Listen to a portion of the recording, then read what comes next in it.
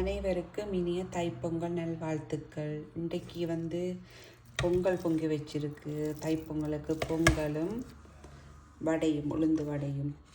இதுதான் இன்றைக்கு எங்களோட வீட்டை பொங்கலுக்கான ஸ்பெஷல். வேறு ஒன்றும் மோதகம் கடையில் ஒன்றும் செய்யலை. சிம்பிளாக பொங்கலும் வடையும் விடிய எலும்பி அத்தை எல்லாம் வீடு வாசல் எல்லாம் கூட்டி கழுவி துப்புரவாக்கிட்டு பொங்கலும் பொங்கி வடையும் சுட்டு வச்சிருக்கிறா.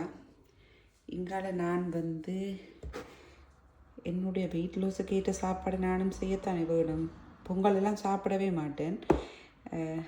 இதில் குரக்கன்மா இன்றைக்கு ரொட்டி சுட போகிறேன். குரக்கன்மா, கேரட் சீவி வச்சுருக்கிறேன், கோவா, வெங்காயம், பச்சை மிளகாய் 2 செஞ்சு நான் வெட்டிட்டு அதோட கருவேப்பிலை, கொஞ்சம் காலிஃப்ளவர், தேங்காய் பூ, தேவையான அளவு உப்பும் போட்டு வச்சுருக்கிறேன். இப்போ இதில் கொஞ்சம் வெள்ளமாக கொஞ்சம் கலக்க போகிறேன். நிறைய குரக்கன் மாவு போட்டிருக்கிறேன். வெள்ளமாக கொஞ்சம் கலக்க போகிறேன். ஏன்னு சொன்னால் தனியாக குரக்கன் மாவுலேயே நாங்கள் ரொட்டி சுடைக்க ரொட்டி வடிவாந்த முழுசாக வராது, வெடிக்க பார்க்கும். அதனால் கொஞ்சம் வெள்ளமாக கலந்துட்டு இதை சுட போகிறேன்.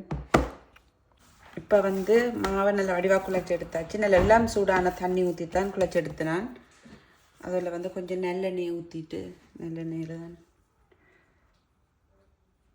சொட்டு நல்லெண்ணெய் அப்படியே மேலே ஊற்றி வடிவா எல்லா பக்கமும் 2 வாரம் மாதிரி உருட்டிட்டு கொஞ்சம் நேரம் வச்சுட்டு தான் நான் சுட போகிறேன். வச்சுட்டு கவனமாக கொஞ்சம் அமர்த்தி விடுவோம்.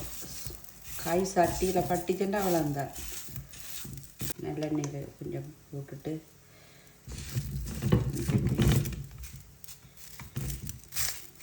நல்லெண்ணெயில் தான் ஃபுல்லாக பொரிச்செடுக்க போகிறேன்.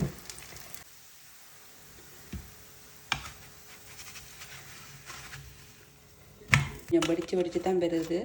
மீசையில் போட்டு உருட்டிட்டு சுடையிலாது. ரெண்டா அது எடுத்து போடைக்க பிரிஞ்சிடும். இப்போ சட்டியிலே மாவை போட்டு தான் அப்படி விரட்டி சுட்டேன். உங்களுக்கு பிடிச்சிருந்தா நீங்களும் இப்படி செய்து சாப்பிடுங்க. உள்ளுக்கெல்லாம் நல்லா அவிஞ்ச கணக்காக இருக்குது. அடுப்பை ஒரு அளவான சூட்டில் விட்டோம்னு சொன்னால் உள்ளுக்கு பச்சையாக இருக்காமல் நல்லா வடிவாக கணக்காக அவிஞ்சு வரும்.